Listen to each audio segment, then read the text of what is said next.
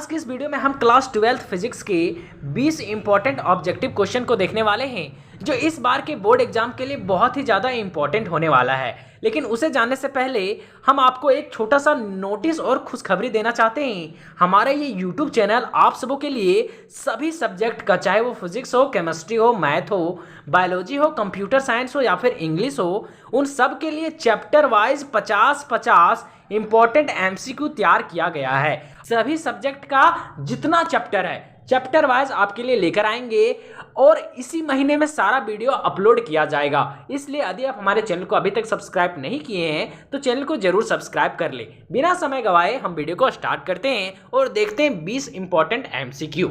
ठीक है, पहला इंपॉर्टेंट एमसीक्यू है कि Gauss law is valid for. Gauss law किसके लिए वैलिड होता है? Option number A, only symmetrical charge distribution यानी close surface, only spherical surface, या फिर इन्फिनाइट प्लेन्स ओनली। तो इसका राइट आंसर क्या हो जाएगा? Any close surface. जो गॉस लॉ होता है वो किसके लिए वैलिड होता है? सिर्फ क्लोज सरफेस के लिए, है ना। दूसरा क्वेश्चन है कि electric field is defined as the force experience by a unit. Electric field का डेफिनेशन क्या होता है? तो the force experience by a unit charge होता है, मास होता है, करंट होता है, फिर वोल्टेज। तो हम लोग डेफिनेशन में हम लोग क्या बोलते हैं कि the force experience by a unit charge, है ना। इसलिए इसका राइट आंसर क्या हो जाएगा? Option number A. कोई दिक्कत है? यहां तक नहीं है। ऑप्शन नंबर, अब देखते हैं क्वेश्चन नंबर 3। कहता है the work done in moving up unit positive charge from infinity to a point in an electric field is known as. इसका ये किसका डेफिनेशन है? इलेक्ट्रिक पोटेंशियल का है, फ्लक्स का है, कैपेसिटेंस का है, या फिर इलेक्ट्रोमोटिव फोर्स का है। तो ये जो लिखा हुआ है तीसरा क्वेश्चन, वो डेफिनेशन किसका होगा? वो हो जाएगा हमारा इलेक्ट्रोपोटेंशियल का, है ना। इलेक्ट्रोपोटेंशियल का जो डेफिनेशन हो जाएगा वो ये है कि the work done in moving a unit positive charge from infinity to a point in a electric field. कोई दिक्कत है यहाँ तक? नहीं। क्वेश्चन नंबर 4 देखते हैं। कहता है which of the following is true for electric field lines. Electric field lines के लिए कौन सा सही है? They never intersect each other, they form close loop, the start from negative charge, और they can pass through conductor. तो इसका right answer क्या हो जाएगा? Option number A, they never intersect each other. दो इलेक्ट्रिक फील्ड लाइन्स कभी भी एक दूसरे को काटते नहीं है। 5th number question, if the distance between 2 point charge is double the force between them. क्या कहता है कि दो चार्ज है, मानते Q1 Q2, इसके बीच का डिस्टेंस पहले R था, अब इसको डबल कर दिया जा रहा है, तो फोर्स में क्या चेंजिंग आएगा? तो फोर्स का फॉर्मूला क्या आता है? Force is directly proportional 1/r²। कहने का मतलब फोर्स और जो डिस्टेंस होता है उसमें उल्टा रिलेशन होता है। ये बढ़ाएंगे तो फोर्स घटेगा और डिस्टेंस को घटाएंगे तो फोर्स क्या हो जाएगा? बढ़ेगा। अब देखना है कि कितना बढ़ेगा।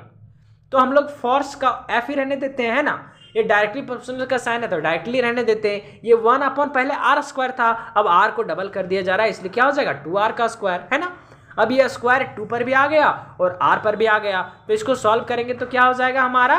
तो हो जाएगा 1/4r²। यानी पहले से कितना चेंजिंग आया इसमें? 1/4 चेंजिंग आ गया। ठीक है, यानी वर्थ 4 चेंजिंग आया है। तो इसका राइट आंसर क्या हो जाएगा? कि रिड्यूस टू 1/4, है ना। बाकी ये सब जो होगा ऑप्शन नंबर तीनों सही नहीं होगा। ऑप्शन नंबर डी जो हो जाएगा इसका राइट आंसर हो जाएगा।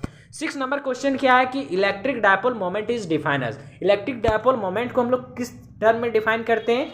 तो कहता है product of charge and distance between charges. Option number B कहता है product of charge and electric field, sum of charge और डिफरेंस बिटवीन चार्ज। तो जो होता है हमारा इलेक्ट्रिक डायपोल मोमेंट, उसको हम लोग डिफाइन करते हैं किसके किसके बीच में? कि दो चार्ज के बीच में जो डिस्टेंस होता है और उन दोनों में से किसी एक का चार्ज लेते हैं। कहने का मतलब कि इलेक्ट्रिक डायपोल मोमेंट होता है Q इंटू डी, यानी कि चार्ज और डिस्टेंस के प्रोडक्ट को हम लोग क्या बोलते हैं? Electric dipole moment. इसलिए इसका राइट आंसर क्या हो जाएगा? Option number A. कोई दिक्कत है? 7th number question, which configuration result is the highest capacitance. इन चारों में से सबसे ज्यादा कैपेसिटेंस किसमें होगा? ऑप्शन नंबर ए कहता है series combination, parallel combination, combination of series and parallel, या फिर सिंगल आइसोलेटेड कैपेसिटर। इसमें जो होगा सबसे ज्यादा हाईएस्ट कैपेसिटेंस किसका होगा? कैपेसिटेंस। तो राइट आंसर होगा option number B, parallel capacitance, है ना। पैरेलल कॉम्बिनेशन का जो कैपेसिटेंस होगा वो सबसे ज्यादा हाईएस्ट होगा। कोई दिक्कत है यहाँ तक? ऑप्शन ये 8वां नंबर क्वेश्चन कहता है कि the resistance of a conductor increase with, जो कंडक्टर का रेजिस्टेंस होता है, रेजिस्टेंस का डेफिनेशन क्या होता है कि जो फ्लो ऑफ करंट को अपोज करे, है ना, यानी कि इधर से करंट फ्लो कर रहा है तो जो करंट को फ्लो करने में थोड़ा उसको रोके, है ना, यानी कि जो उसको डिस्टर्ब करे फ्लो ऑफ करंट को, उसी को हम लोग क्या बोलते हैं, रेजिस्टेंस। ठीक है, अब कहता है कि रेजिस्टेंस का, किसी कंडक्टर का जो रेजिस्टेंस होगा वो हम लोग इंक्रीज कब करेंगे, कहता था resistance of a conductor increase, है ना, यानी कोई भी कंडक्टर का जो रेजिस्टेंस होगा वो कब बढ़ेगा। ऑप्शन नंबर ए कहता है कि increase the temperature, decrease the temperature, increase in current और डिक्रीज इन वोल्टेज। तो किसी भी कंडक्टर का रेजिस्टेंस कब इंक्रीज होता है, तो इसका राइट आंसर हो जाएगा ऑप्शन नंबर ए, जब हम लोग टेम्परेचर को इंक्रीज करते हैं। इसका राइट आंसर क्या हो जाएगा, इंक्रीज इन टेम्परेचर। कोई दिक्कत है नहीं। 9th नंबर क्वेश्चन कहता है कि Kirchhoff's first law is based on the law of conservation of. Kirchhoff's का दो रूल होता है, दोनों बहुत ज्यादा इंपॉर्टेंट है, आप सबको पता होगा। एक होता है जंक्शन रूल और दूसरा होता है कि लूप रूल, है ना, close loop rule.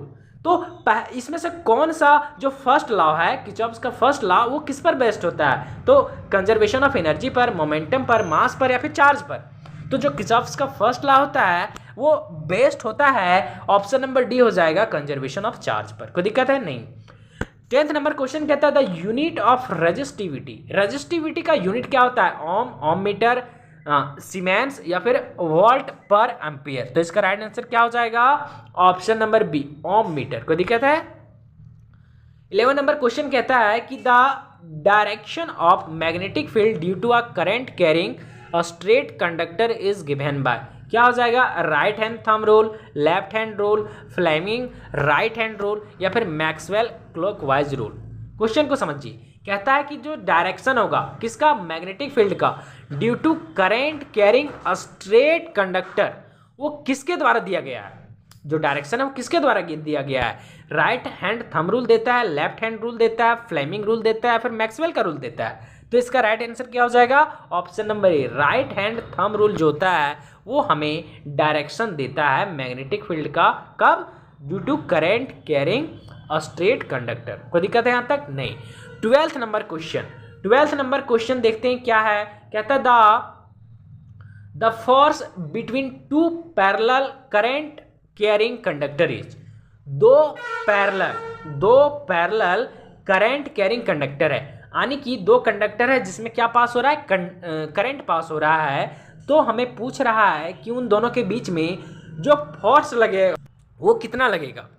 Option number A, attractive if currents are in the same direction, attractive if currents are in opposite direction, repulsive if currents are in same direction और zero regardless of current direction. इसका right answer क्या हो जाएगा, इसका right answer हो जाएगा option number ए, है ना। उन दोनों के बीच में जो फोर्स लगेगा वो कैसा होगा, अट्रैक्टिव होगा, है ना, और दोनों सेम डायरेक्शन में होगा। ठीक, अगला क्वेश्चन कहता है कि a galvanometer can be converted into a meter by connecting. एक गैल्वेनोमीटर को हम लोग आ मीटर में कैसे बदल सकते हैं, ये बहुत ज्यादा इंपॉर्टेंट, VVI, ये आपके एग्जाम के लिए बहुत ज्यादा इंपॉर्टेंट है, इसको ध्यान से सुनना है। तो कहता है low resistance in series, a high resistance in series, और लो रेजिस्टेंस इन पैरेलल और हाई रेजिस्टेंस इन पैरेलल। तो इसका राइट आंसर क्या हो जाएगा, इसका राइट आंसर होगा option number C, a low resistance in parallel. हम लोग पैरेलल में जब लो रेजिस्टेंस को लगाएंगे तो हमारा गैल्वेनोमीटर किस में कन्वर्ट हो जाएगा, आ मीटर में। कोई दिक्कत यहाँ तक नहीं है। अगला क्वेश्चन 14 नंबर कहता है the unit of magnetic moment is. ये भी बहुत ज्यादा इंपॉर्टेंट है, इसको भी आप फिक्स कर लीजिए इस बार के बोर्ड एग्जाम के लिए। तो जो यूनिट होता है मैग्नेटिक मोमेंट का वो क्या होता है, ampere meter square, weber, tesla या फिर हेनरी। क्या हो जाएगा इसका right answer, option number A, ampere meter square. कोई दिक्कत है यहाँ तक नहीं है। नेक्स्ट क्वेश्चन 15 नंबर क्या कहता है, देख सकते हैं यहाँ पे, कहता है in which of the following materials does magnetic susceptibility decrease with increase temperature. कहता है इन चारों में से हम लोग टेम्परेचर को बढ़ाएंगे तो मैग्नेटिक प्रॉपर्टी किसका घटेगा, वही ना बोल रहा है। कहता है फेरोमैग्नेटिक का, पैरामैग्नेटिक का, डायमैग्नेटिक या फिर एंटी फेरोमैग्नेटिक, है ना। तो इसका राइट आंसर क्या हो जाएगा, इसका राइट आंसर हो जाएगा ऑप्शन नंबर बी, पैरामैग्नेटिक। कोई दिक्कत है यहाँ तक नहीं है। 16 नंबर क्वेश्चन देखते हैं क्या कहता है, कि the self inductance of a coil depend on, जो कॉइल का सेल्फ इंडक्टेंस होता है वो किस पर डिपेंड करता है, number of turns in coil, thickness of the wire, frequency of the current, या फिर potential difference across the coil. इसका राइट आंसर क्या हो जाएगा 16 नंबर का ऑप्शन नंबर ए। क्या हो जाएगा इसका right answer, option number A, number of turns in the coil. कोई दिक्कत है यहां तक, बिल्कुल भी दिक्कत नहीं होना चाहिए, है ना। अगला question, question number 18। Question number 18 क्या कहता है, क्वेश्चन नंबर 18 कहता है कि the frequency of house hold AC supply in most countries is, तो इसका राइट आंसर हो जाएगा कितना 50 हर्ट्ज, जो फ्रीक्वेंसी वो कितना होगा 50 हर्ट्ज। 17 नंबर क्वेश्चन शायद छूट गया था क्या, हाँ, कहता है the unit of inductance is, inductance का यूनिट क्या होता है हेनरी, वेबर, टेस्ला, एम्पियर। इसका राइट आंसर क्या हो जाएगा हेनरी, ऑप्शन नंबर ए। कोई दिक्कत है यहां तक, नहीं।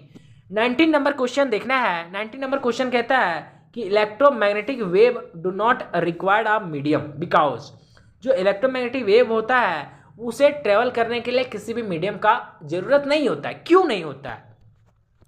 Option number A, they are longitudinal, they are transfer, they consist only oscillating electric field and magnetic field, और दे हैव लो फ्रीक्वेंसी। इसका राइट आंसर क्या हो जाएगा 19 नंबर क्वेश्चन का राइट आंसर हो जाएगा option number A, they are longitudinal. वो longitudinal होता है इसलिए उसे किसी भी मीडियम का जरूरत नहीं होता है।